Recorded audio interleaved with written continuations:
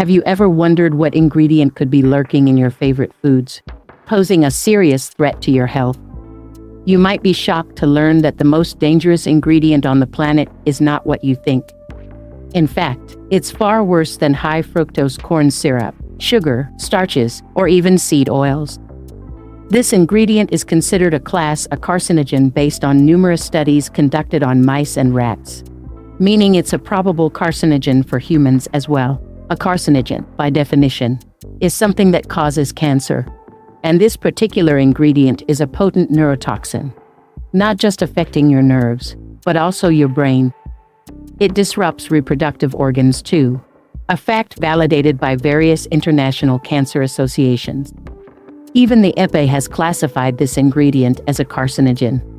In this video, we are going to reveal this insidious ingredient and discuss how it affects your overall health and sexual well-being. If you're watching this video, comment OK below to let us know you're with us.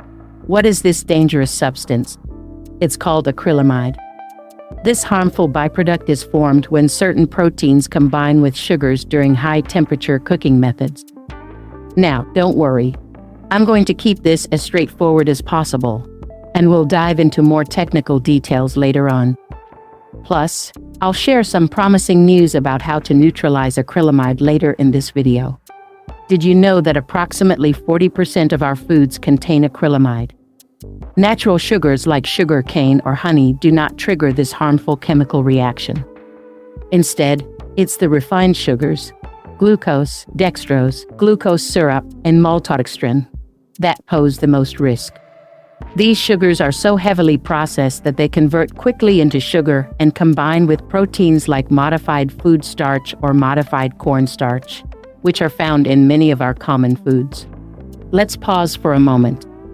When you heat food, you typically do so in a medium, like oil. If you're at a fast food restaurant frying up some fries, you can bet they're not doing it without oil. Beyond the negative effects of seed oils, sugar, and starches, which cause inflammation and organ damage, acrylamide is the most dangerous, putting us at an increased risk for cancer. Now, here's something fascinating. If you replace seed oils with saturated fats while frying, you can actually avoid the production of acrylamide altogether. For instance, back in the 1990s, McDonald's used tallow beef fat for frying their fries, and they didn't produce acrylamide, even with the starch and protein present. The key: saturated fats protect against the formation of this harmful compound. Imagine if all those junk foods were made with tallow instead of seed oils. The cancer risk would drop significantly. If you went to a restaurant that used tallow or coconut oil for frying, you would see a decrease in toxicity. Would it be completely free of risks? Probably not, but it's certainly much less harmful.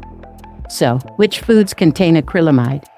Think of corn chips, potato chips, French fries, baked goods, crackers, cookies, breakfast cereals, the crust of bread, and even roasted coffee. But don't panic just yet. For those of you who love coffee as much as I do, there's a simple strategy to reduce the acrylamide content in your cup, so stay tuned. Now that you're aware of acrylamide and how it's formed, let's explore how to minimize its presence in your diet, or even how to counter it if you accidentally consume some.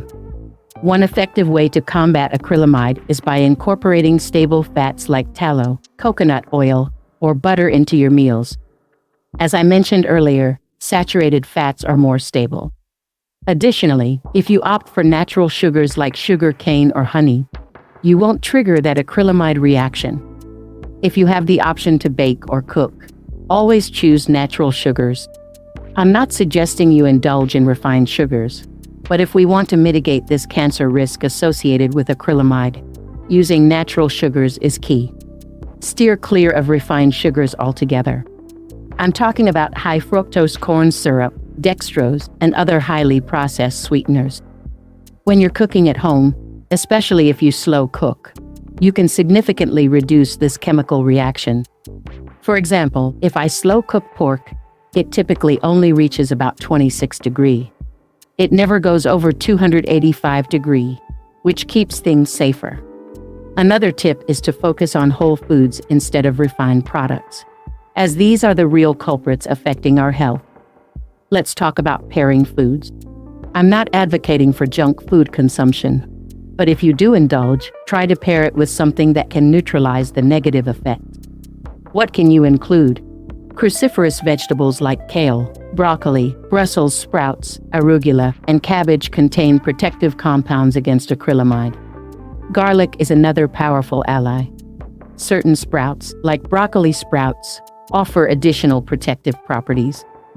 Foods rich in vitamin C, such as sauerkraut, citrus fruits like lemons and limes, and bell peppers, can also help combat acrylamide. Don't forget about green tea, which is another excellent option for protection, along with spirulina. Now, let's dive back into our beloved coffee. How can we reduce the acrylamide content in our daily brew? Opt for organic dark roasted or espresso coffee. The roasting process can reach temperatures of up to 400 degrees Fahrenheit, which destabilizes acrylamide, causing it to dissipate. On the other hand, light roast coffee can contain up to 10 times more acrylamide than dark roast. Moving on, I want to delve a bit deeper into the science behind this chemical reaction. It's known as the Maillard reaction. When it comes to proteins, a specific amino acid called asparagine plays a crucial role. This amino acid is found in corn, wheat, rice, soy, and other refined foods. But when combined with refined sugars like high fructose corn syrup or fructose, it becomes problematic. When you increase the heat above 285 degrees Fahrenheit or 120 degrees Celsius, the Maillard reaction occurs, leading to the formation of acrylamide. This byproduct can then create another, even more dangerous compound called glycinamide, which is known to be more harmful than acrylamide itself. This is the stuff that truly contributes to cancer. It's essential to understand that avoiding acrylamide isn't just about reading labels. There are many deadly compounds created during food processing that can wreak havoc on your health. When you look at the dietary habits of teenagers today, an astonishing 67% of their caloric intake comes from ultra-processed foods.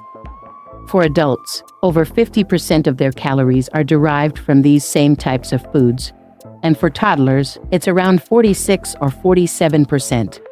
The second leading cause of death worldwide is cancer, and we're witnessing it all around us, especially as individuals age. You might be aware of the more commonly known culprits, such as smoking and alcohol, but acrylamide is a potent factor that contributes to cancer development in humans. I hope this information has opened your eyes to the dangers of acrylamide and how you can take steps to avoid it as much as possible. If you do consume it, now you know how to counteract its effects. Thank you for tuning in, and I encourage you to subscribe, like, and share this video with your friends.